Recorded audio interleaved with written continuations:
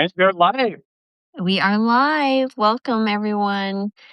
Live from Hello, Vienna and Las Vegas. Oh, wow. Here we go. We got lots of Las folks joining. Vegas. Oh my goodness, there's so many people trying right away. Hello, everybody. Thanks for the hearts. Thank you very much. Yep. Pitter pitter patting. So wow, we got 50 people just jumped on just like that. That's fantastic. So welcome everyone. Today we're gonna talk a little bit about we have our brain summit that is coming up at the end of February. So February 23rd through the 28th, we're gonna be interviewing some amazing speakers right here on Substack, including Martin. But Martin is creating special dishes for each of the experts, which is really cool. So they provided their ingredients of choice, and then Martin had the fun of recreating these different things. Quite challenging to say the least, but for Martin, no big deal. So we have Dr. Annie Finn, we have Dr. Judd Brewer, Dr. Chris Miller, Dr. Julie Frantantoni, and Dr. Dominic Ninj. And then Martin will talk at the end about all the recipes and everything. So it's free to everyone. You can see the scheduled invitation, or excuse me, the interviews on my Substack, The Habit Healers. So that just being said, today we're going to speak about anti-inflammatory foods and decreasing, brain stroke risk. And so I just wanted to quickly mention that it was really about artery health and decreasing atherosclerosis and making sure that your blood vessels are open and can feed that brain. So Martin's going to talk a little bit about a few different things. You want me to go ahead and educate a little bit, or you want to talk a little bit about your first food? Yeah, maybe we can get something in the oven, get something cooking here. Okay, let's go. Well, thank you everybody for joining. So today we follow up with anti-inflammatory foods. I'm cooking these recipes according to Dr. Chris Miller. But before we do that, I have something very busy, very important to do here. I have kombucha and I buy it. Okay. And maybe you can tell everybody why I'm drinking kombucha and what that does. Yeah, so kombucha is basically like a fermented tea, correct? And so, granted, there are some you want to be careful about any sugar acidity, trace alcohol, things like that. But what's interesting, the kombucha is definitely a better swap than soda. Dr. Judd Brewer is the one that loved the kombucha, especially if you start adding in some other things. But there are lower sugar options, but especially if you have like fruit and different things. But it's a fermented drink for sure, which is great for your gut health, which is lowering your inflammation all around. So I've never really cared for the taste of kombucha, but my family loves it. What do you think? You know, you said it. You got to try through a few different products, and some of them are like so sweet now. We're like, whoa, no, thank you, right? I want a little bit that tartness, the nice fuzziness. That's really what I like a lot. I've had a great friend when I was in Aspen. There was somebody making this fantastic kombucha for us to perfection. Did it Wow. for years and years and years. It was really hard to give him up, but yes, look for, if you can, a local brewer, if you will, and it's a really nice product. But let's get cooking. Let's get something in the oven here. Okay. So we're going to do a anti-inflammatory bowl, and the idea is to get lots and lots of spices, right? We know the polyphenols and the spices. So you have to think of what I'm preparing for you today as a strategic dish. It's sort of a shining example what you can do, all the things, all the good stuff for anti-inflammatories, and I'm Mhm. going to put into one bowl. Okay. Amazing. That's the goal here today. Okay. So it's not the usual, like, oh, let's just make it, how can make it more creamy and this and this and that. We focus on the nutritional value that gives us the most antioxidants. Okay, start right off. We start off with turmeric because what else would you want to start with? So I have a little turmeric right here, and I'm Excellent. going to do this freestyle, but I got recipes coming. Okay. So here I have cauliflower. So now Okay. we're combining cruciferous vegetables with turmeric. Okay, Wow.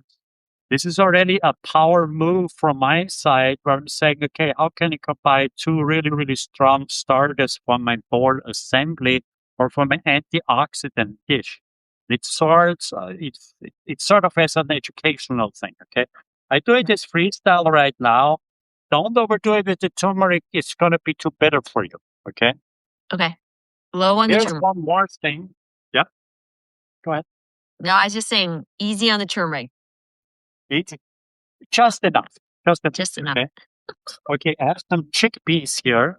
Oh, So okay. now I'm Chickpeas. adding these the unique fibers of the chickpeas, and I think it has Dr. McGregor has something that chickpeas is the best of all peas for plaque, reversal or plaque, fighting plaque.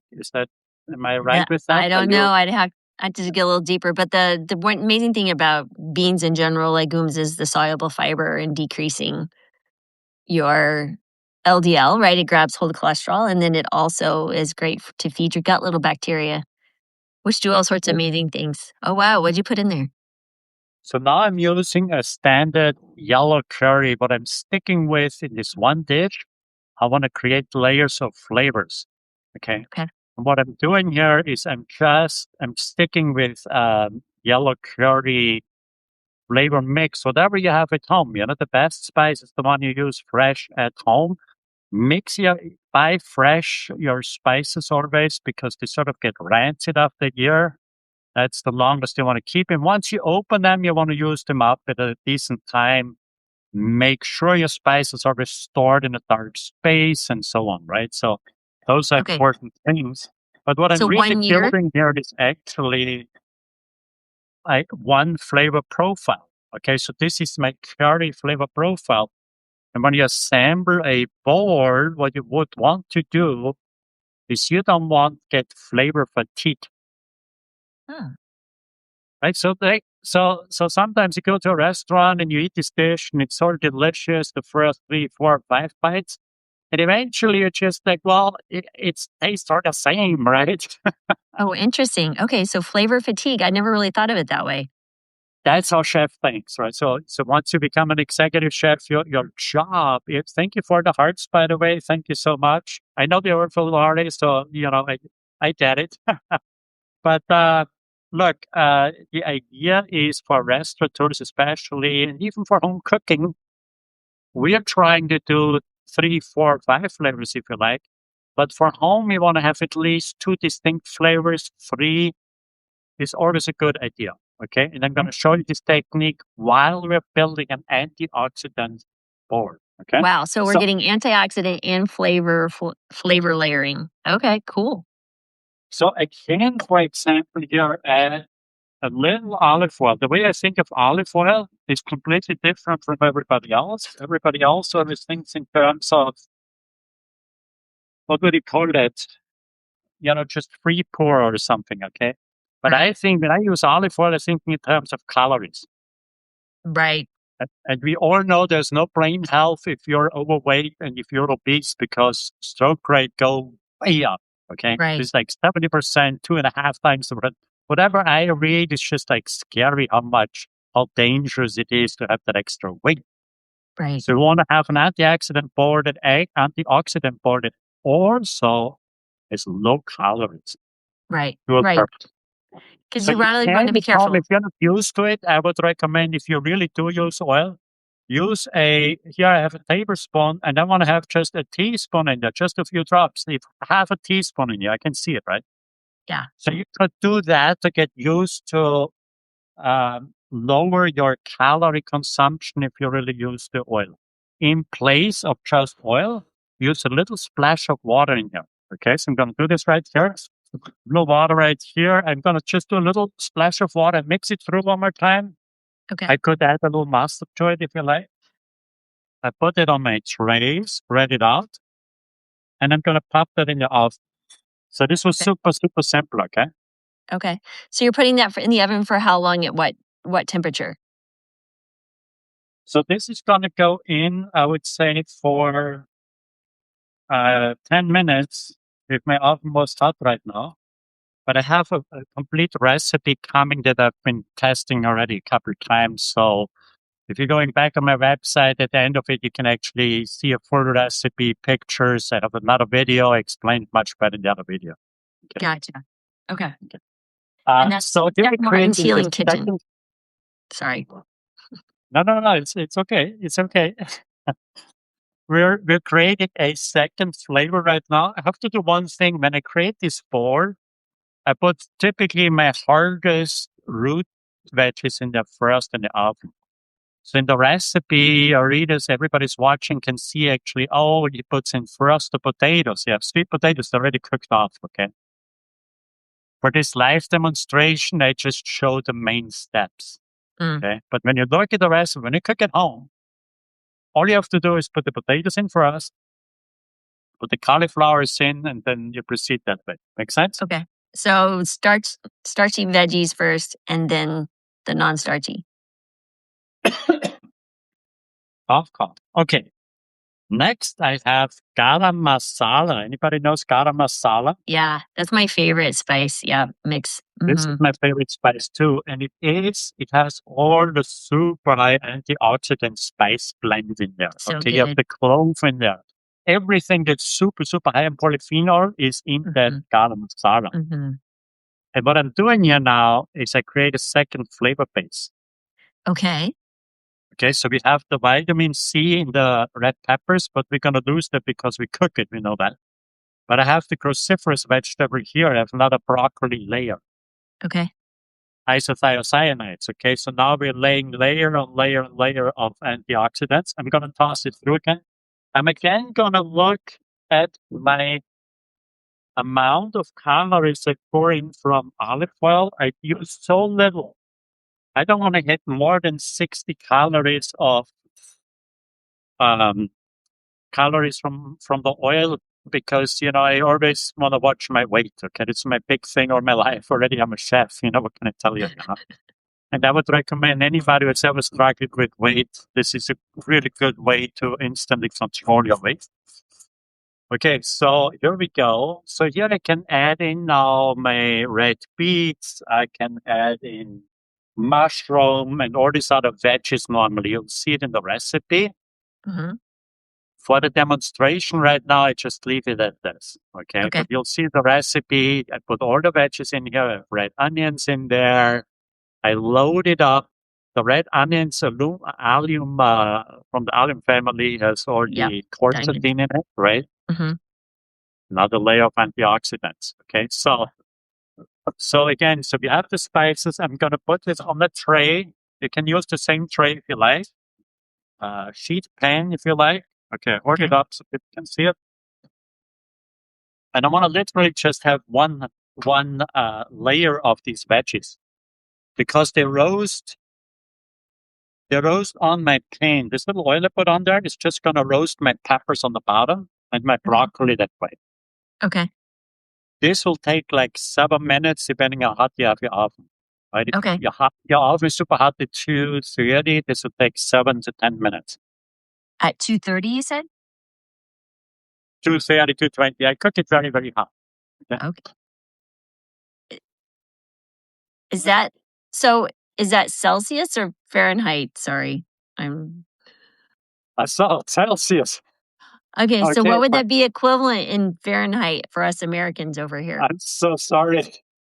That's here in Vienna, okay? Here in Vienna, it is 230, very, very hot. It's like 400 degrees, okay? Okay, so 400 Fahrenheit for us over here. Okay, got it. Yeah, I apologize. No, I'm the interpreter. It's all good. I gotcha. If I don't know, I've been a few years in Austria. I don't know my degree in Fahrenheit anymore. You left us like 2 years ago, and now you've already forgotten. See, it goes so fast, right? You got to come back to America, man.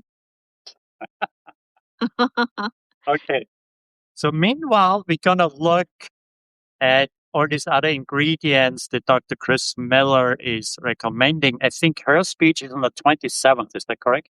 Yeah, she's the 27th, and hers is about the anti-inflammatory component for brain health, is really making focus on inflammation, and it's really the core of so many chronic diseases, including dementia. Oops.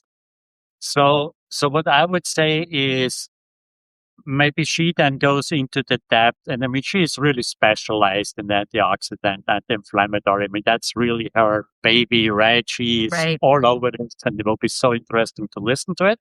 Yes. Meanwhile, though, just so a little sneak preview, we have beets. And they're there for the endothelium lining. So beet greens is super good, super important for brain health.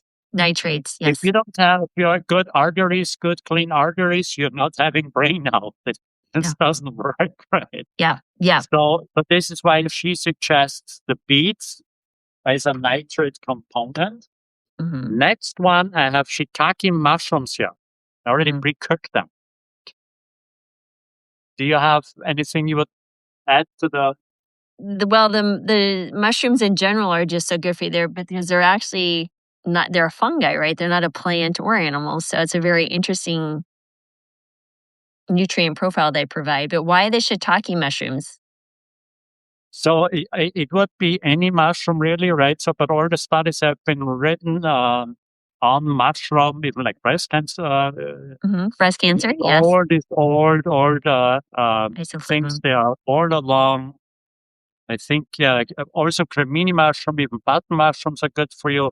It is a complete different nutrient composition from the mushroom. So we want to have mushroom there because it's different from all the other antioxidants. Am I right there? Right, exactly. So they're very unique in their profile. So, but they're also high in protein and very low calorie, which is really fascinating. Okay.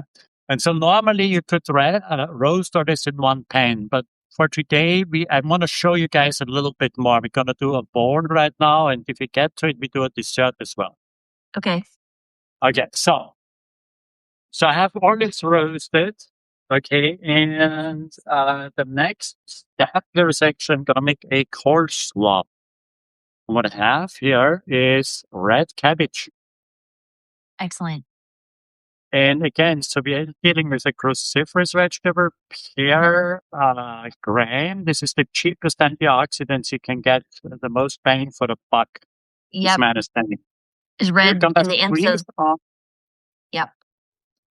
We're gonna squeeze on the lemon juice fresh.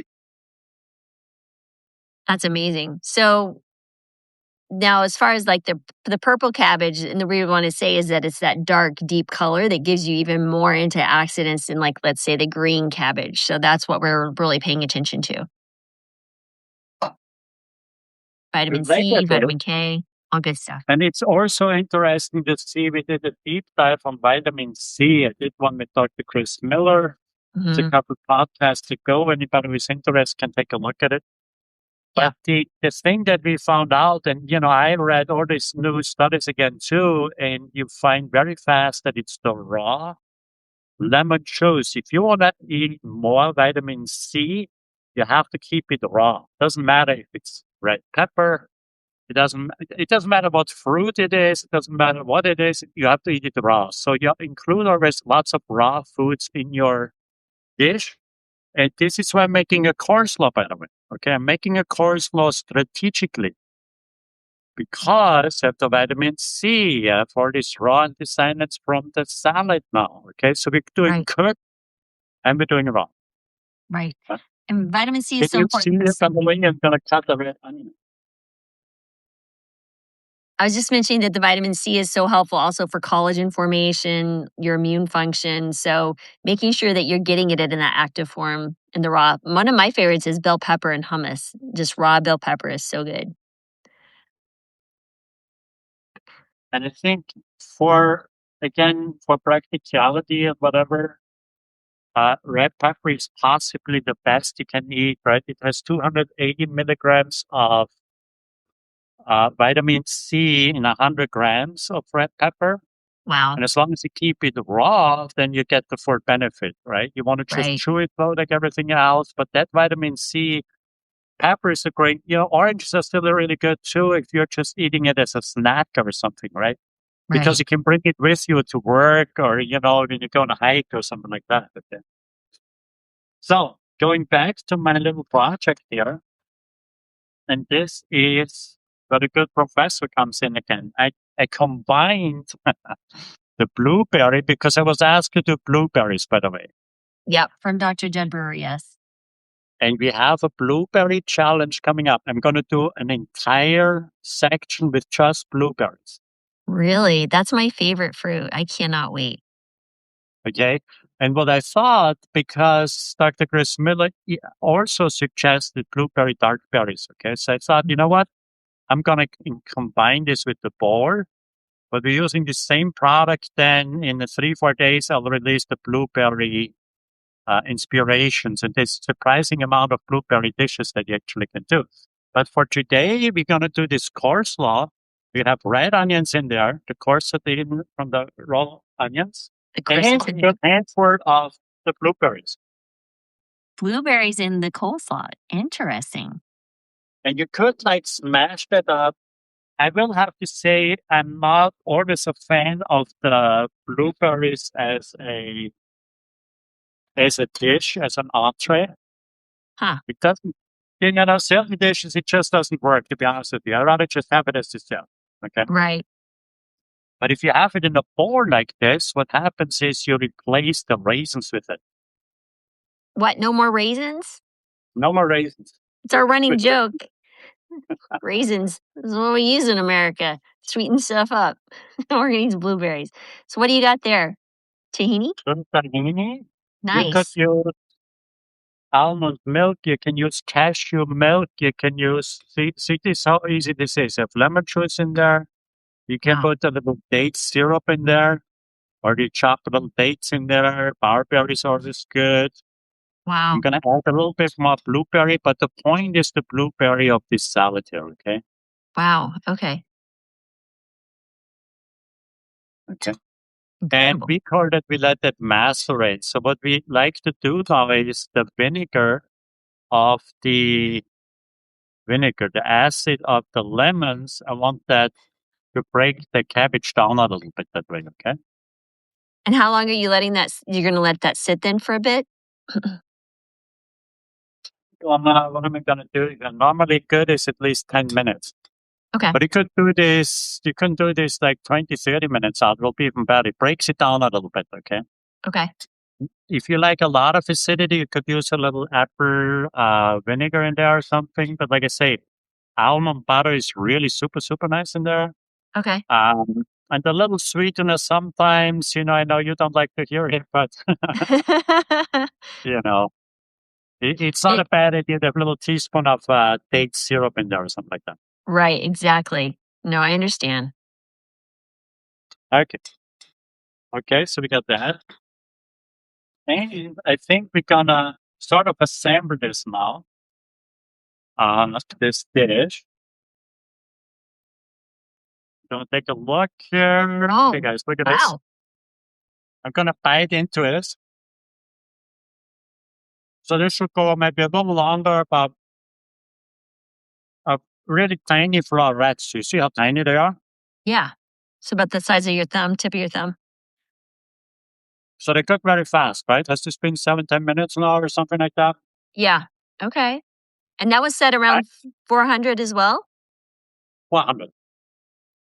400. Fahrenheit. Yeah. So this goes super fast. I'm already happy with that. Here's the broccoli that needs a little longer, but I'm going to do something here really quick. I forgot to do it earlier.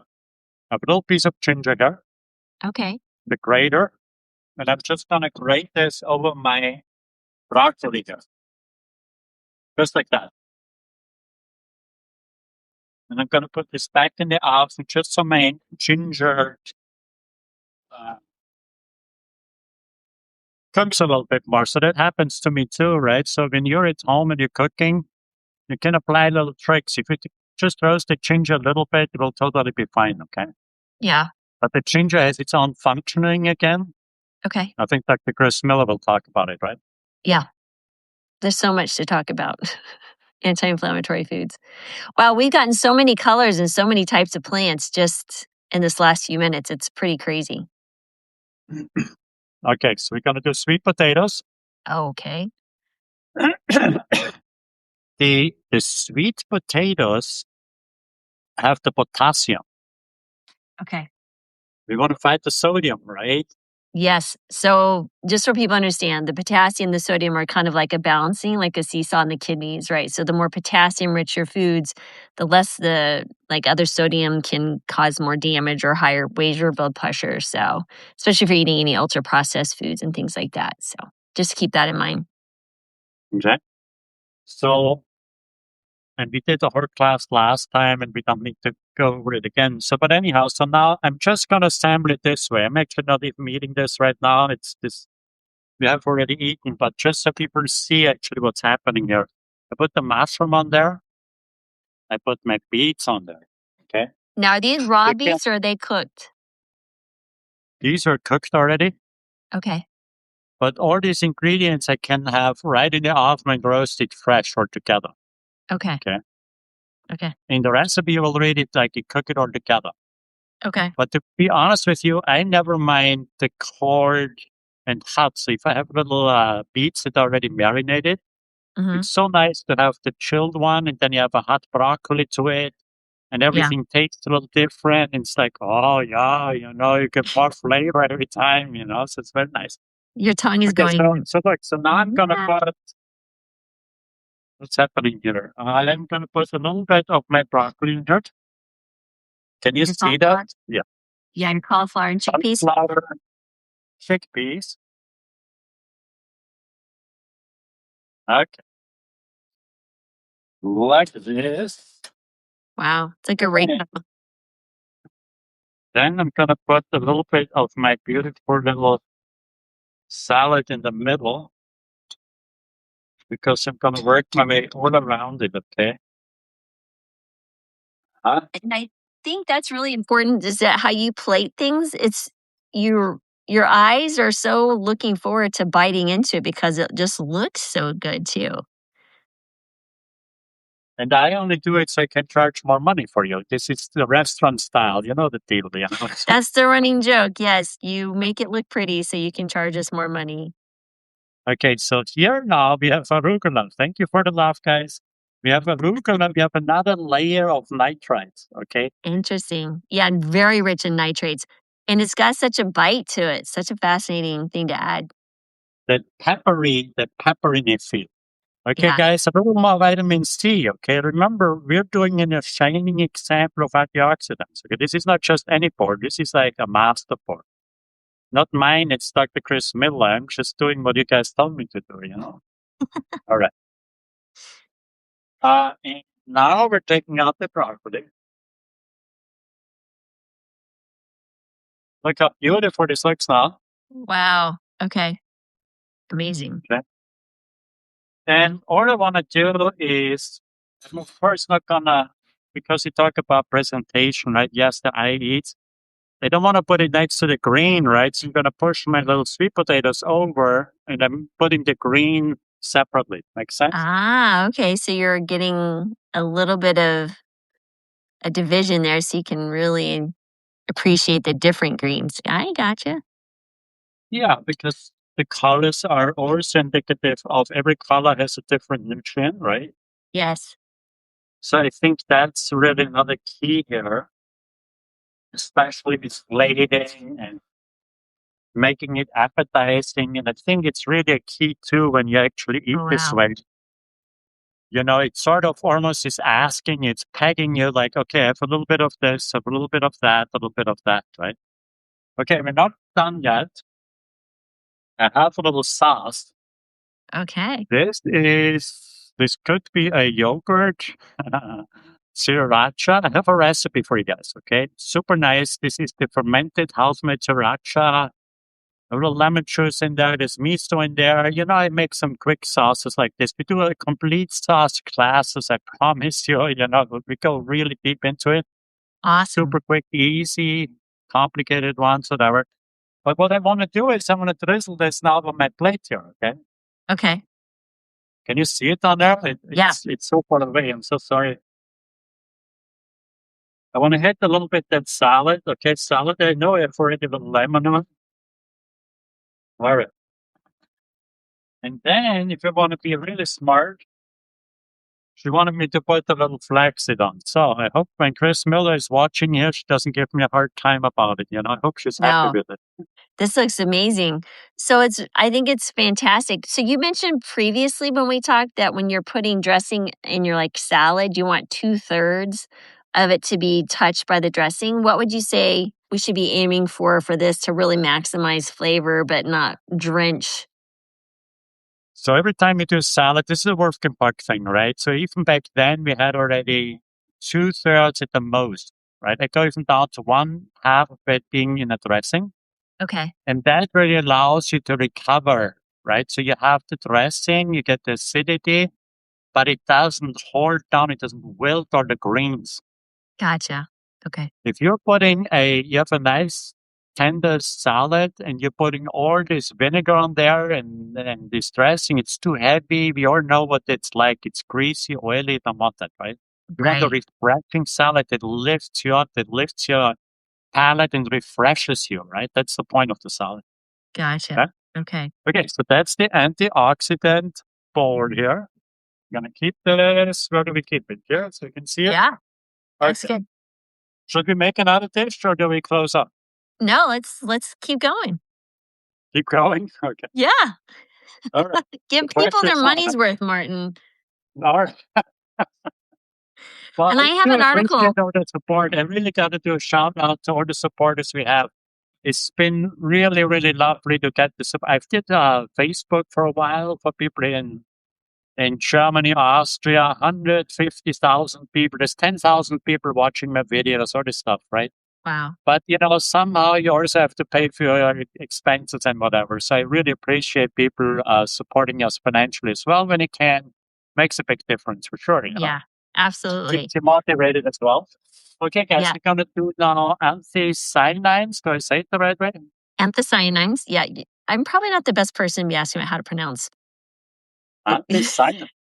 Because Anthocyanins. I've been known to tongue tie I can myself. say anything. I'm from Austria. I get away with anything. I don't get away with it. I just get to say, well, I'm just challenged, but it's all good.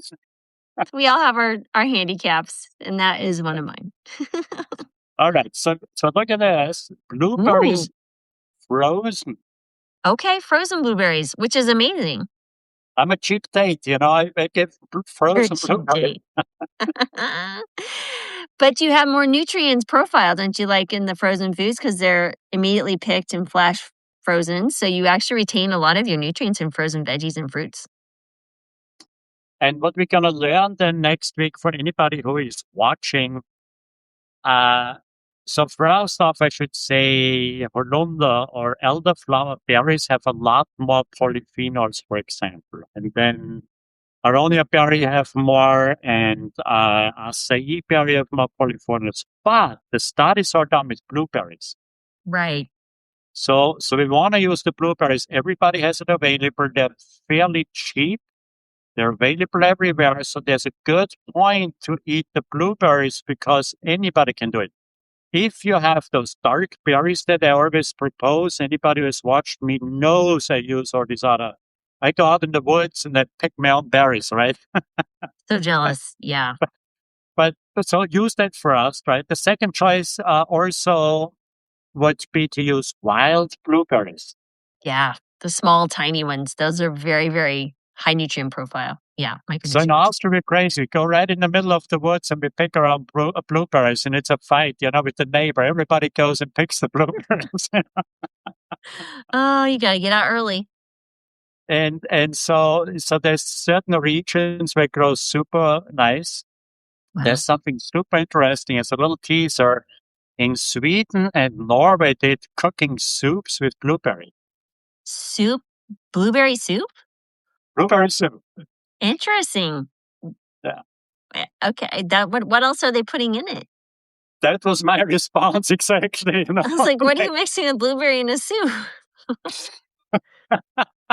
My first thing was like, I'm not sure if I want to eat it, okay? Yes. And for you, that's because you'll try anything. What else are they putting in a blueberry soup? It's very lightly seasoned, if at all. They cook it a little bit in water. It's more like a tea infusion. Oh, And they're okay. doing for the ski races. So there's a famous ski race up there somewhere. and they're serving blueberry soup to refreshments for everybody. It's a big deal. Everybody knows about it up there. Okay. So in Sweden, Norway, all these North and Baltic countries, they all have blueberries, and you can get all these blueberry recipes, Okay. Blueberry recipes. Who knew? We make strudel with it. Strudel. Strudel. Strudel. Strudel. Strudel. That's it. You got it. It's perfect. Yes. So classically in Austria, we put like little breadcrumbs in there. You can use it with whole grain breadcrumbs, for example. Mix that through, a little lemon. But you need something to soak up the juices. So be aware of that if you make a strudel, any dessert you make like this, you have to thicken it, right? Okay. And then we just roll it in the classic way. But the other one is pie. Blueberry pie, everybody knows, okay? Yes. The thing is, nobody makes it. That's true. I can't remember if I've had blueberry pie maybe once or twice in my life. Right? That's the problem. Because you got to like poke around, and I love cooking. I do it for sure. But I make tarts, blueberry tarts and everything. Okay. But then my wife has come up with something that she's been cooking for years, and it's called kaflutis. Kaflutis? Yeah. Do I say it the right way, Schatzi? Kaflutis. Carolyn's kaflutis? Yeah. What is a kafluti?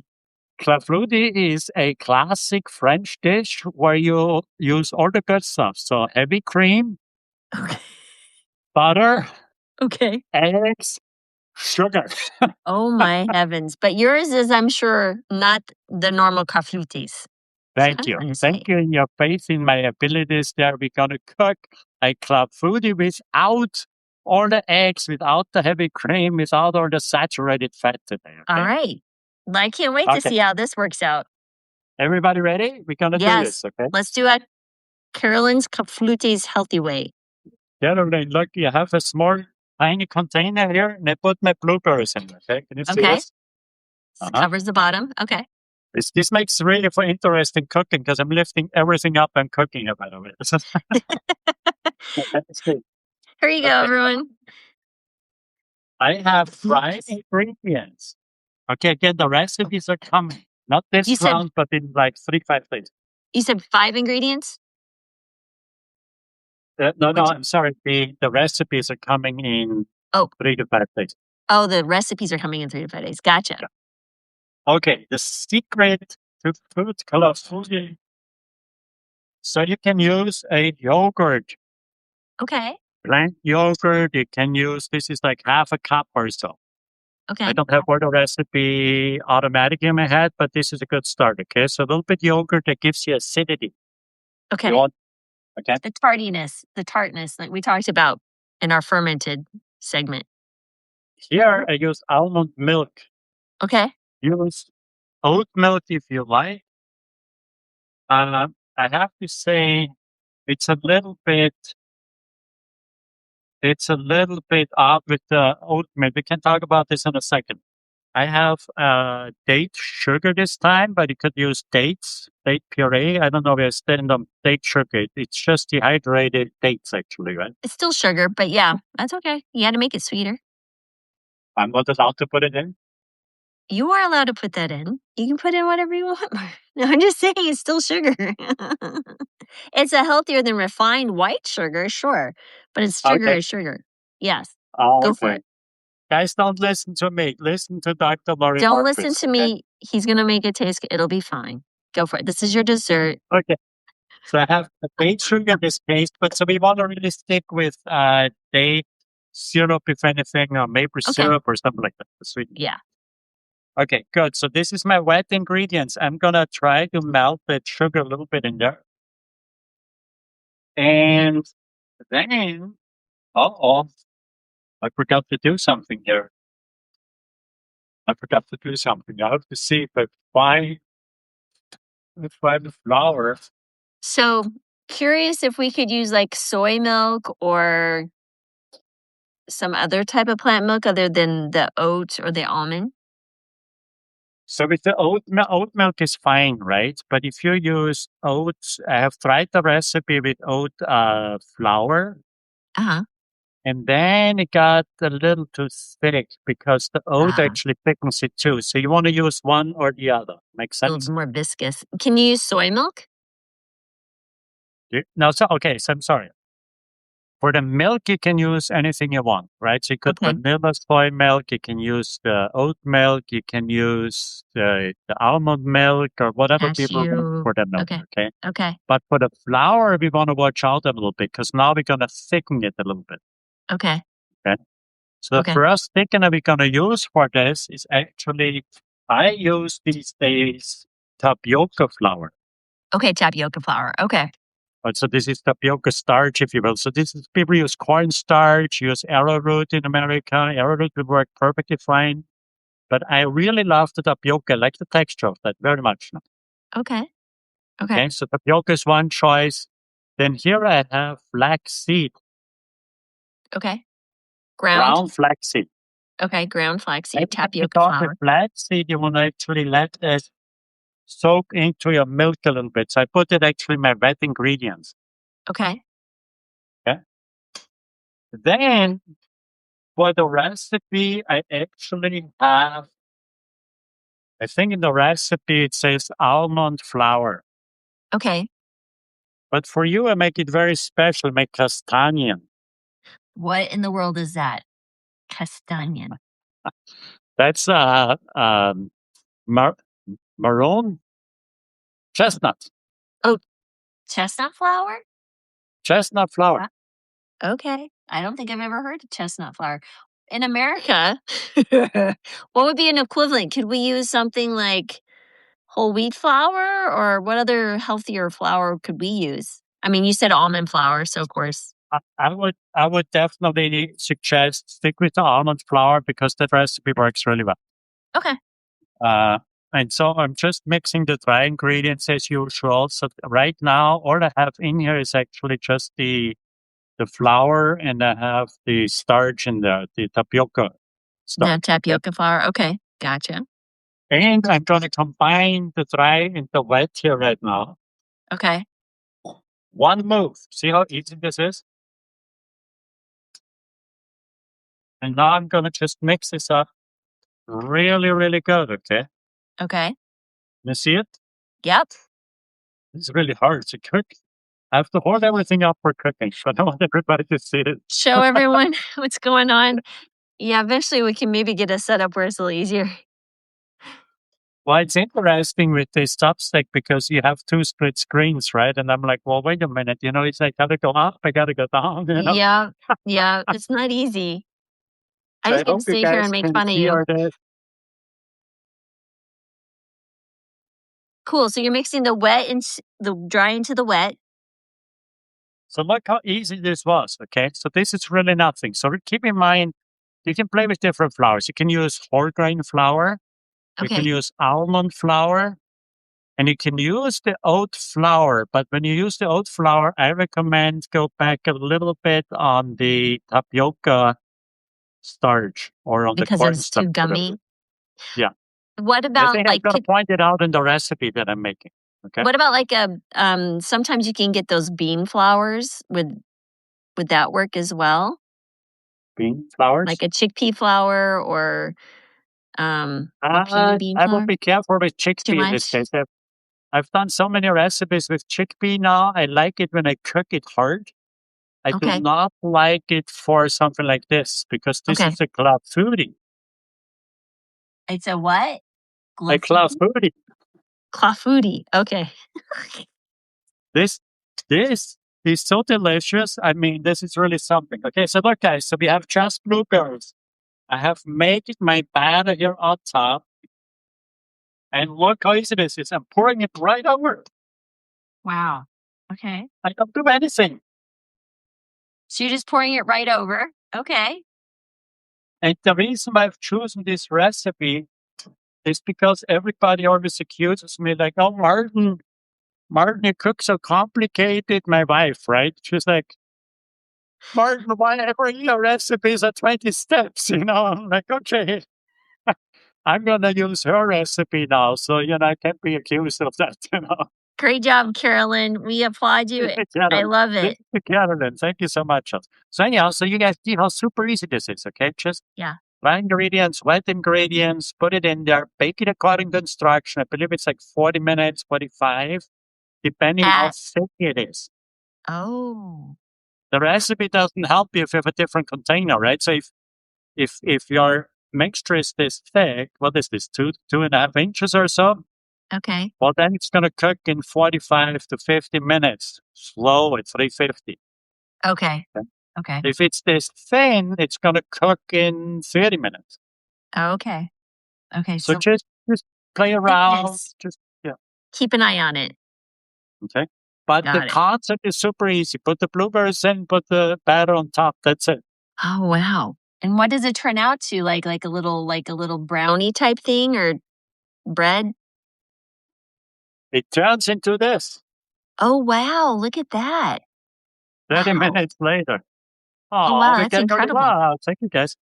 Here, blueberry. I've put a little almonds on there. Okay. And I gotta be honest, like I put it in the same container. I cooked the whole container and I just moved it over. So I mean, it's not like that perfect, but it looks like a classic club foodie still, right? Yeah, that's great. And so then you put some fresh blueberries on top as well. Fresh blueberry on top, a little bit almond on top, Okay. sprinkle a little something, and you can put a little cream on top or whip that up. There's like the creams you can buy down. You can whip them up and just a little bit. It's Nice. thank you, guys.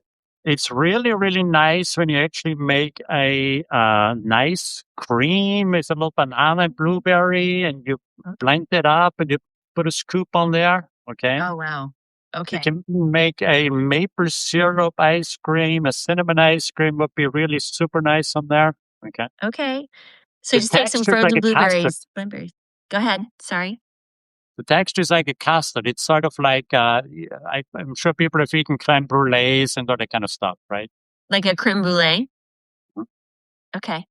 Wow. And the I'm goal is really to work hungry right towards now. that, right? So try a couple times at home, try it out, add a little more flour, a little less, a little more cream. You'll find just like this is so delicious. I can even eat it cold. This is actually cold now. And Wow. you can just scoop it out and scoop it out. It's so delicious. It just melts in your mouth. It's Wow. so nice. Oh, wow. Good job, Carolyn. Thank you. Yeah, thank you, Carolyn. Can we get some Thank you. hearts for That's good. Carolyn? She is the workhorse behind your Substack too, might we add. Yeah, well, I mean, hey, let's not overdo it now, okay? That's I don't know, man. She's pretty awesome. Okay. oh, she does all the hard work, I am a so Carolyn fan. it's incredible how much effort she puts in there and all the support I get. So I don't think I people think realize that's the really Substack like yours is and mine is a lot of work. You have no idea. no, I Yes. couldn't do it because she really writes it and she corrects it, and it's such a long process. And of course, you use all the new computer technology, but that's not good enough. You really have to Yeah. like really get it deep and really go for it. Yeah. But here is our board, antioxidant board. We're going to finish it off. Thank you, guys. Thank you, everybody. I don't know if you want to say much more. I had the one more thing that I forgot to mention, and I know Chris is watching, so I have to put the parsley on, okay? Ah, Fresh nice. parsley, guys. It's got to go on the dish as well. Here we Fantastic. go. So this is the final antioxidant dish. There we go. Wow. And the club food. I hope I don't drop it now. Okay. So these Wow. are the two dishes inspired by Dr. Chris Smith. And how many plants do you think you've included in all that? Because they really speak to 30 plants per week and having the best gut diversity. And 11, 12, 13, 14 is already on there. Wow. And then you have Blueberry, the other 15. one. And then the confudi. The confute. Yeah. Wow. 15. There's half of what you need right there. Dang, amazing. Wow. That is incredible, Martin. I'm hungry right now just watching. But All right. are we good? Are we done? Yeah, I was Okay. just gonna say for next week, I'm trying to really cook through all these dishes. So The plan was for next week. We have two more professors actually that need to like really work through the recipes. And Mhm. it's gonna come up. So we are also doing some. I can't get good sardines here. I gotta be honest, right? But there's the suggestion of sardines and anchovies and salmon and so on. But I want Sounds to cook next Wednesday a salmon, and I have a very, very, very special recipe for you guys. I've worked okay. on it a long time.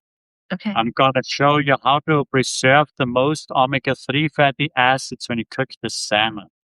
Okay. Okay, so for So those, I know there's also lots of vegetarians, vegans, but this has been asked to really do for brain health, and we're gonna cook the dish. And I want to actually show you guys how to cook it smart, because when you cook that on a grill or when you cook that too hot in a pan, you're gonna lose all the omega-3 fatty acids. Okay, so yeah. I think next week we could do a deep dive also on the nuts then and all the other brain health, alpha-linolenic acid. I'm not sure how you feel about it, but we're gonna cover sort of the other Yeah. options.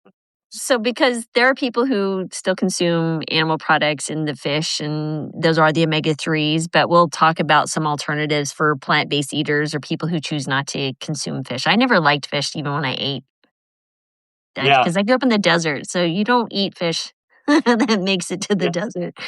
Doesn't usually taste too good. But fantastic. Well, thanks everyone. Again, the Brain Health Summit, the mini Substack Summit, is going to be February 23rd through the 28th. This is going to be really fun. Live interviews. We'll have the recordings available. And today we'll have recordings available of our conversation. The recipes are coming, you said, in 3 to 5 days. It's very exciting. And I'll also include an article on the rainbow, eat the rainbow, and why it's important to eat the rainbow. So thanks everyone for being here. Thank you, Martin, as always. Thank you, everybody. Thanks for watching. Appreciate it. We'll be back next week. Same time, same Okay. place. Bye. All right. Bye. Bye.